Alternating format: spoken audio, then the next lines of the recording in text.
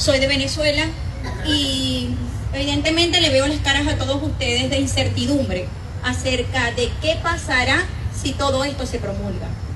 Yo creo y considero que una de las cosas más importantes que tiene el ser humano es la experiencia. Es el tesoro que más podemos tener, porque ya pasamos por eso, porque ya lo vivimos.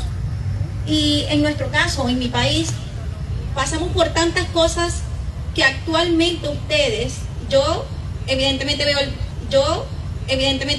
toro de la barrera, porque por ser extranjeros no podemos inmiscuirnos, pero tienen tantas similitudes con lo que ya nosotros pasamos que da miedo. Y les digo la verdad, da miedo. Esto no es algo que es provisorio, esto no es algo que es fugaz, esto es algo que puede destruir su país.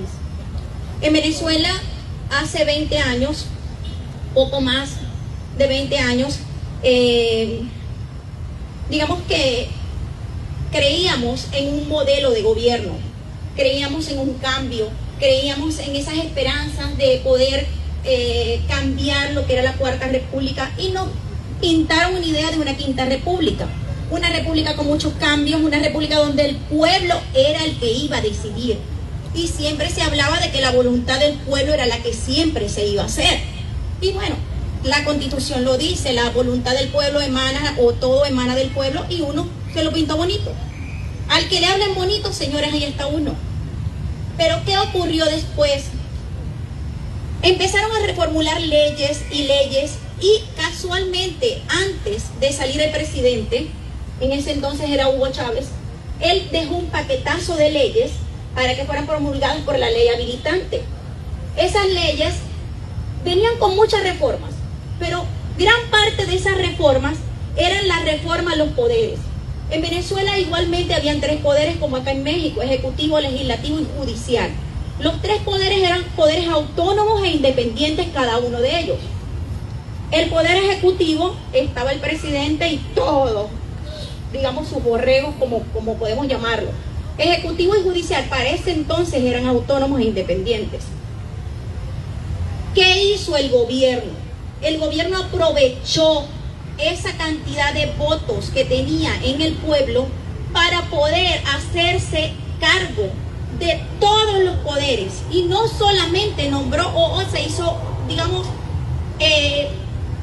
acaparó los 3 poderes, ejecutivo, legislativo y judicial, sino que creó 2 poderes más: el poder electoral y el poder moral. ¿Cómo hizo el poder electoral? Eliminó el INE, lo que ustedes llaman Instituto Nacional Electoral.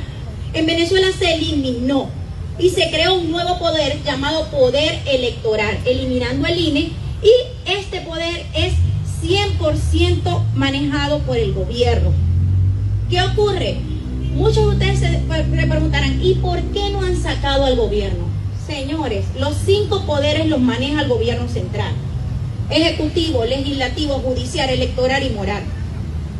Cuando estábamos hablando del poder legislativo, bueno, ellos hacían sus leyes a diestra y siniestra. Era una carta, pues una carta a la mesa. Tú pedías, el gobierno pedía y ahí se lo adjudicaba. En el Senado, los congresistas.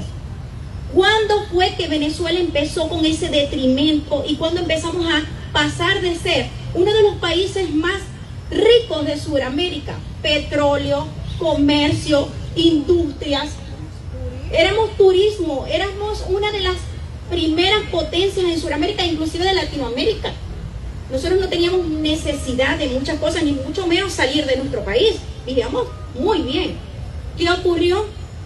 Lastimosamente empezaron a promulgar estas leyes, a servirle al presidente como él estaba acostumbrado a que todo se le hiciera a cabalidad, y empezó a aprovecharse de esa buena voluntad del pueblo, que todavía le tenía confianza. Se ejecutaron esas leyes, se promulgaron esas leyes. ¿Y qué trajo como consecuencia? Lo que ustedes ven ahorita. Un país destruido, un país hipotecado, un país que está lleno de miseria, inflación. ¿Saben cuánto es la cantidad? Venezuela es un país grande, pero en población somos 30 millones nada más. La misma población de Ciudad de México, Puebla. Lo mismo. Pero ¿saben cuántos ya hemos migrado? 7 millones, la cuarta parte. ¿Quién quiere irse de su país? Nadie.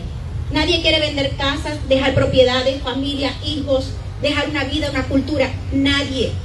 Y no nos fuimos por querer tener un mejor porvenir, ni por querer tener una mejor vida, no, nos fuimos por la desesperanza, el hambre, la inseguridad. Nadie quiere dejar a sus padres, nadie quiere venir a otro país que gracias a Dios nos han acogido muy bien, pero que no es el nuestro. ¿Qué ocurre con ustedes? Ustedes tienen una oportunidad de oro para poder verse en un espejo, para poder reflejarse en aquello que nosotros no tuvimos. Nosotros no teníamos dónde vernos, dónde tener un estudio comparativo, de decir qué va a ocurrir si esto se promulga. ¿Qué pasa si se eligen jueces por voluntad popular? Los jueces son los que tienen el cimiento de un país. El poder judicial es el que tiene el cimiento de un país. Es el que dirime conflictos, es el que ejecuta cómo deben ser las leyes, el ordenamiento jurídico, el Estado de Derecho.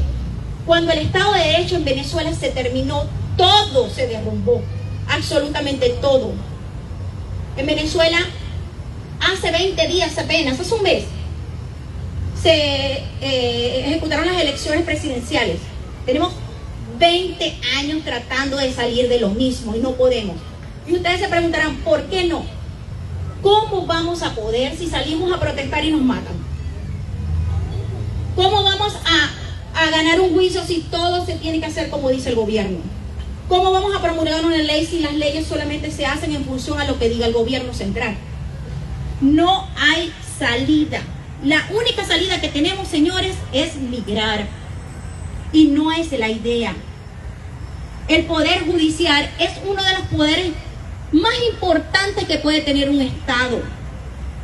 No dejen que se los quiten.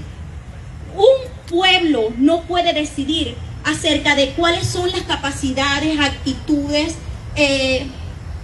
todo ese checklist que debe de tener una determinada persona para ser un juez, para ser un magistrado. Tú puedes decidir acerca de un concejal, de un presidente, no importa que sea manejador de taxi, Uber, que sea chofer, no importa. Pero un juez tiene que tener todas y cada una de las capacidades, tener concursos, tener criterio, tener estudios. Yo como pueblo y ustedes como pueblo no estamos en la capacidad de poder designar a una persona que ocupe un cargo tan importante. Nosotros simplemente vamos a ir como borregos y nos van a decir, como nos dijeron a nosotros, este es nuestro candidato. Ustedes van y votan por Pedro de los Palotes, que es el candidato X, y va para la circunscripción judicial tal. Y no saben que esa persona es quien va a juzgar. Esa persona es la que va a decidir todos y cada uno de los conflictos de un país. No están ahorita sumergidos como estamos nosotros. Ustedes tienen la oportunidad de oro de poder decir no.